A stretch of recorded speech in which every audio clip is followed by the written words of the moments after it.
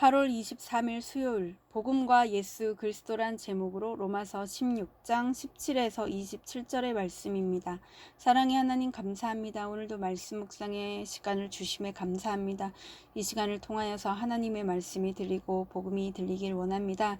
말씀대로 믿고 살고 누리는 인생이 되게 하시고 이 시간도 우리와 함께하여 주시옵소서. 감사드리옵고 예수님의 거룩하신 이름으로 기도드립니다. 아멘. 본문의 말씀입니다.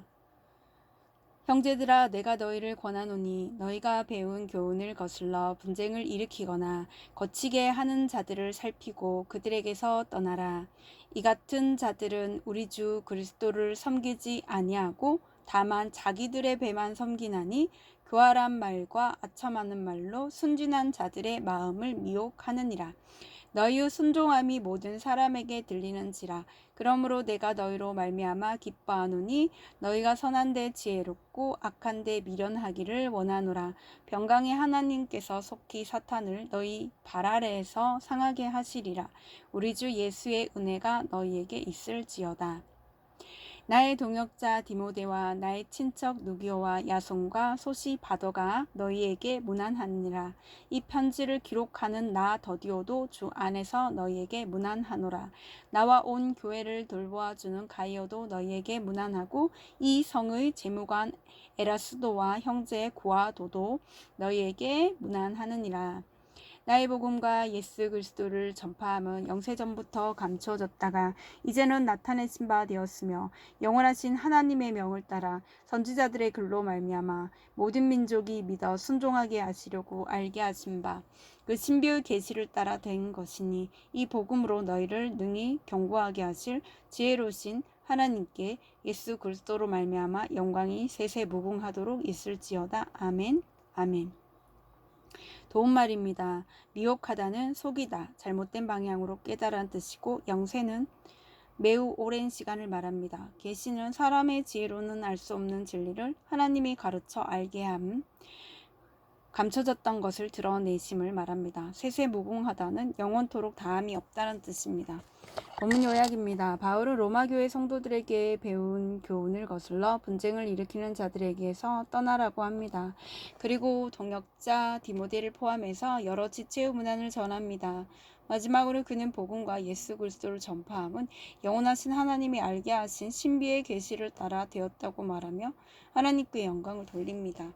오늘의 중보기도입니다. 선교사들이 복음과 예수 그리스도를 전파할 때 신비의 계시를 따라 많은 영혼이 주를 영접하게 하옵소서. 아멘. 본문 해설입니다. 첫 번째, 떠나야 할 사람들 17에서 20절의 내용입니다. 구원의 여정은 순탄하지 않습니다. 어떤 사람들은 공동체의 질서를 거슬러 분쟁을 일으키고 사사건건 교활하고 아첨하는 말로 구원을 방해합니다. 성도는 이런 자들에게서 과감히 떠나야 하는데 혼자서는 분별하지 못해 오히려 미혹될 수 있습니다. 따라서 우리는 공동체에 속해 있어야 합니다. 공동체 안에 머물 때 내가 할 수 없는 순종도 하게 됩니다. 공동체에서 말씀과 기도로 양육된 성도에게 하나님은 속히 사탄을 발 아래 상하게 하시는 승리를 약속하십니다. 적용 질문입니다. 나는 교회 공동체 안에서 어떤 사람입니까? 공동체에 속해 선한 일을 분별하는 지혜를 얻고 있습니까? 두 번째, 문안하는 사람들 21에서 24절의 내용입니다. 바울은 동역자마다 각각 특성을 살려 다른 수식어로 소개합니다. 그러나 함께 복음을 위해 수고한 각 사람을 향한 바울의 사랑에는 차별이 없습니다. 믿음의 공동체에서는 모든 역할이 차별 없이 중요합니다. 공동체에서 함께 하기만 해도 형제 자매가 되며 서로 같은 사랑으로 문안을 주고받는 지체가 됩니다. 이것이 하나님의 생명책에 이름이 기록되는 원리입니다. 공동체에서 서로 삶을 나누며 함께 울고 웃으며 내게 가장 합당한 영적 역할이 주어집니다. 적용 질문입니다. 공동체에서 나의 이름 앞에 어떤 수식어가 붙길 바랍니까? 공동체에서 내게 주어진 가장 합당한 영적 역할은 무엇입니까? 세 번째, 신비의 계시 25에서 27절의 내용입니다. 성부 하나님의 창조와 경륜의 원리를 인간의 노력으로 결코 알 수 없습니다. 그래서 영세전부터 감추어진 것을 드러내시려고 성자 하나님이 인간의 눈높이에 맞춰 성자 예수님으로 오셨습니다. 이것이 복음이자 많은 선지자가 이미 전해준 신비의 계시입니다. 이 계시는 모든 인간이 예수 그리스도와 복음을 믿어 순종하도록 주어졌습니다. 연약하여 믿어 순종할 수 없는 나를 지혜와 능력의 성령 하나님이 때마다 도우십니다. 그래서 하나님께 영광이 세세토록 있습니다. 적용 질문입니다. 지금 내가 복음을 믿고 순종하는데 가장 방해되는 것은 무엇입니까? 내가 복음으로 견고하게 되어야 할 부분은 무엇입니까? 오늘 기도하기는 구원을 위해 떠나야 할 사람을 분별할 수 있는 지혜를 주시고 떠나는 적용을 할 수 있도록 도와주옵소서. 공동체에서 양육을 주고 받으며 인내의 시간을 보내므로 제게 가장 합당한 영적인 역할을 감당하게 하옵소서. 신비의 계시를 따라 된 복음을 오늘도 믿고 순종하게 하옵소서. 아멘.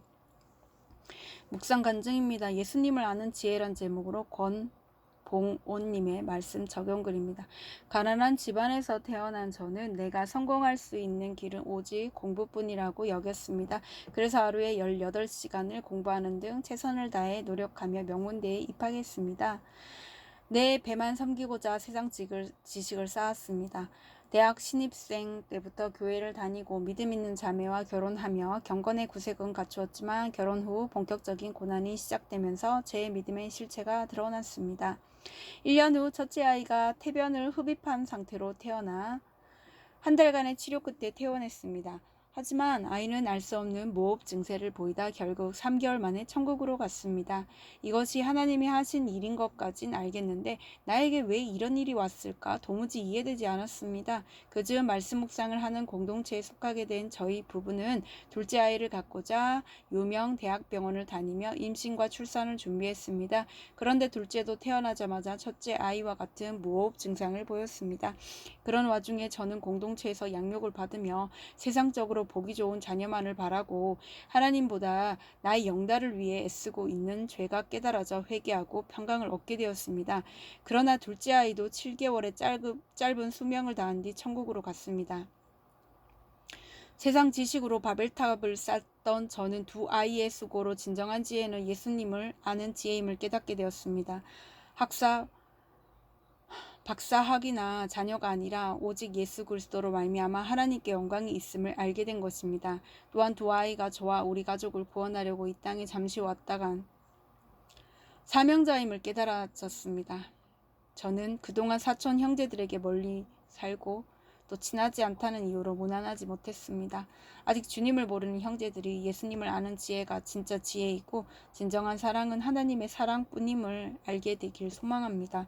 이분에 적용하기는 믿지 않는 친가와 처가 형제들에게 안부 전화를 자주 하고 큐티인을 보내겠습니다. 교회 소그룹 지체들을 위해 매일 10분 이상 기도하겠습니다. 입니다.